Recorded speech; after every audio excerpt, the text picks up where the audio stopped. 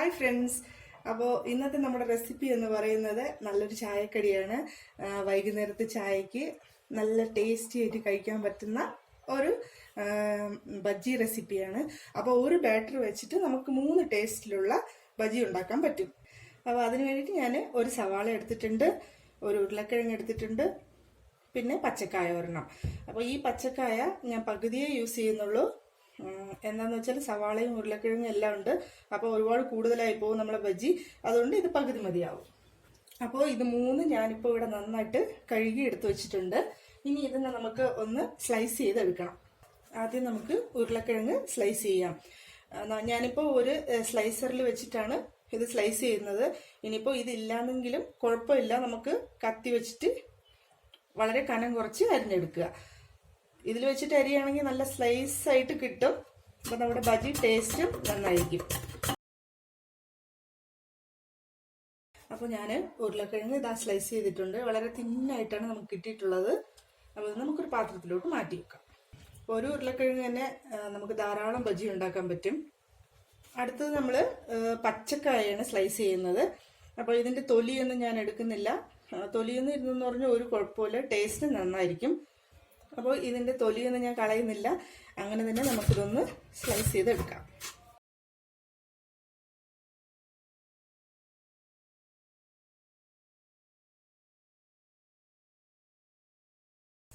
ഇപ്പോൾ നമ്മുടെ കായയും ഞാനിതുപോലെ സ്ലൈസ് ചെയ്തെടുത്ത് കണ്ടില്ലേ, നന്നായിട്ട് നല്ല കനം കുറച്ച് കിട്ടിയിട്ടുണ്ട്. ഇനി നമ്മൾ സവാള കൂടെ ഒന്ന് അരിഞ്ഞെടുക്കണം. സവാള സ്ലൈസറിൽ വെച്ച് കഴിഞ്ഞാൽ ഒരുപാട് തിന്നായി പോവും. സവാള കുറച്ചൊന്ന് കട്ടിക്ക് തന്നെ നമുക്കൊന്ന് അരിഞ്ഞെടുക്കാം. ഇതുപോലെ നമ്മൾ സവാളയുടെ ലെയർ ഒന്നും ഇളകി പോകാണ്ട് സൂക്ഷിച്ചതുപോലെ മുറിച്ചെടുത്ത് വെച്ചിട്ടുണ്ട്. അപ്പോൾ ബജ്ജിക്കുള്ള നമ്മുടെ കായെല്ലാം റെഡി ആയിട്ടുണ്ട്. ഇതിനി ഒന്ന് മാറ്റി വെച്ചിട്ട് നമുക്ക് ബാറ്റർ തയ്യാറാക്കാം. ഒരു ബൗൾ എടുത്തിട്ടുണ്ട്. അപ്പോൾ ഈ ബൗളിലോട്ട് ഞാൻ 1 കപ്പ് കടലപ്പൊടി ഇട്ട് കൊടുക്കുകയാണ്. 1/2 ടേബിൾ സ്പൂൺ അരിപ്പൊടി, നല്ല ഫൈനായിട്ടുള്ള നമ്മൾ ഇടിയപ്പമൊക്കെ ഉണ്ടാക്കുന്നില്ലേ, ആ പൗഡറാണിത്. അരിപ്പൊടി ഇട്ട് കൊടുത്തിട്ടുണ്ടെങ്കിൽ നമ്മുടെ ബജ്ജി നല്ല ക്രിസ്പി ആയിരിക്കും. പിന്നെ വേണ്ടത് 1 നുള്ള് സോഡാപ്പൊടി. സോഡാപ്പൊടി ഓപ്ഷണലാണ്, ഇഷ്ടമുണ്ടെങ്കിൽ ചേർത്താൽ മതി, ഇല്ല വേണ്ടെന്നുള്ളവർക്ക് നമുക്ക് സ്കിപ്പ് ചെയ്യാം. അടുത്തത് ആവശ്യത്തിനുള്ള ഉപ്പ്, 1 ടീസ്പൂൺ മുളക് പൊടി, 1/2 ടീസ്പൂൺ മഞ്ഞൾപ്പൊടി. ഇനി നമ്മൾ ബജ്ജിക്ക് നല്ലൊരു മണത്തിന് വേണ്ടി കുറച്ച് കായപ്പൊടി കൂടെ ഇട്ട് കൊടുക്കാം. ഇനിയിപ്പോൾ ഇതെല്ലാം കൂടെ ചേർത്തിട്ട് നന്നായിട്ടൊന്ന് മിക്സ് ചെയ്യാം. ഇനി നമുക്ക് ഇതിൽ ആവശ്യത്തിനുള്ള വെള്ളം ഒഴിച്ച് ഇതൊരു ബാറ്റർ തയ്യാറാക്കാം. ആദ്യം തന്നെ നമ്മൾ കുറേ വെള്ളം ഒഴിച്ച് അങ്ങ് കലക്കരുത് കേട്ടോ, എന്നാൽ പിന്നെ ഇതിൻ്റെ കൺസിസ്റ്റൻസി ലൂസായി പോവും, പിന്നെ നമുക്ക് ബജ്ജി ഉണ്ടാക്കാൻ പറ്റില്ല. അപ്പോൾ നമ്മൾ കുറേശ്ശെ വെള്ളം ഒഴിച്ച് ഇതൊന്ന് മിക്സ് ചെയ്യണം.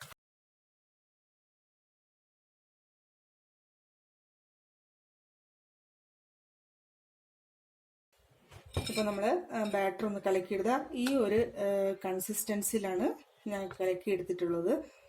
അതായത് ഇങ്ങനെ ഒഴിക്കുമ്പോൾ ഒത്തിരി അങ്ങ് ഫ്ലോ ആവാൻ പാടില്ല, ജസ്റ്റ് ഒരു കട്ടി ഉണ്ടാവണം. ഈ സമയത്ത് ഉപ്പൊക്കെ പാകത്തിനുണ്ടോ എന്ന് നോക്കാം, ഇല്ലാന്നുണ്ടെങ്കിൽ നമുക്ക് കുറച്ചും കൂടെ ചേർത്ത് കൊടുക്കാം. അപ്പോൾ നമ്മളെ ബാറ്റർ റെഡിയായി. അതുപോലെ നമ്മളെ കായെല്ലാം നന്നായിട്ട് സ്ലൈസ് ചെയ്ത് വെച്ചിട്ടുണ്ട്. ഇനിയിപ്പോൾ നമുക്കിത് ബജ്ജി തയ്യാറാക്കാം. എണ്ണ നന്നായിട്ട് ചൂടായി. ആദ്യം കായ ബജ്ജി തയ്യാറാക്കാം. അത് കണ്ടില്ലേ, നന്നായിട്ട് സ്ലൈസ് ചെയ്തെടുത്തിട്ടുള്ള കായ നമുക്ക് ബാറ്ററിൽ മുക്കി എണ്ണയിലിടാം.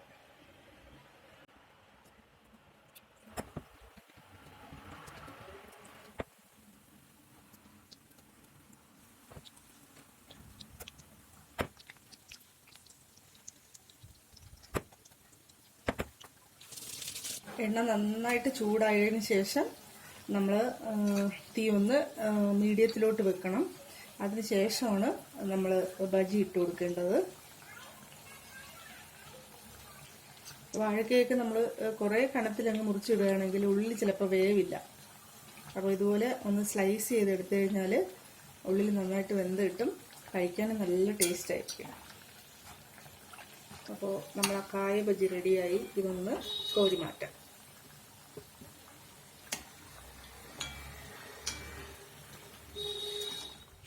അടുത്തത് നമുക്ക് ഉരുളക്കിഴങ്ങും സവാളയൊക്കെ ഒന്ന് വറുത്തെടുക്കാം.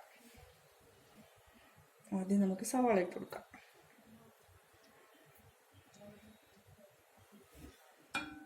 സവാളയുടെ ലെയർ ഇളകി പോവുകയാണെങ്കിൽ ഷേപ്പ് കറക്റ്റായിട്ട് കിട്ടില്ല.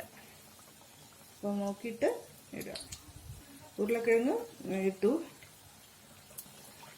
ഇത് കണ്ടില്ലേ, ഒരു ചെറിയ ഹോള് വരുന്നത്. ഇത് നമ്മളെ സവാളയുടെ ഒരു ലെയർ ഇളകി പോയി, അതുകൊണ്ടാണ് ഇങ്ങനെ ഹോള് വന്നത് കേട്ടോ. ഒരു ബാറ്റർ വെച്ചിട്ട് 3 ടേസ്റ്റിലുള്ള ബജിയാണ് നമ്മളിവിടെ തയ്യാറാക്കിയത്. നമ്മുടെ പിള്ളേർക്കൊക്കെ കുറേ ഇഷ്ടപ്പെടും ഈ ബജ്ജി. അപ്പോൾ ഈ ഒരു റെസിപ്പി നിങ്ങൾക്ക് എല്ലാവർക്കും ഇഷ്ടപ്പെട്ടു എന്ന് വിചാരിക്കുന്നു. ഇഷ്ടപ്പെട്ടാൽ ലൈക്ക് ചെയ്യാനും ഷെയർ ചെയ്യാനും അതുപോലെ സബ്സ്ക്രൈബ് ചെയ്യാനും മറക്കരുത്. സബ്സ്ക്രൈബ് ചെയ്താൽ മാത്രം പോരാ, നിങ്ങളുടെ സപ്പോർട്ട് എനിക്ക് ആവശ്യമാണ്. കമൻസുകളൊക്കെ എഴുതി അറിയിക്കുക.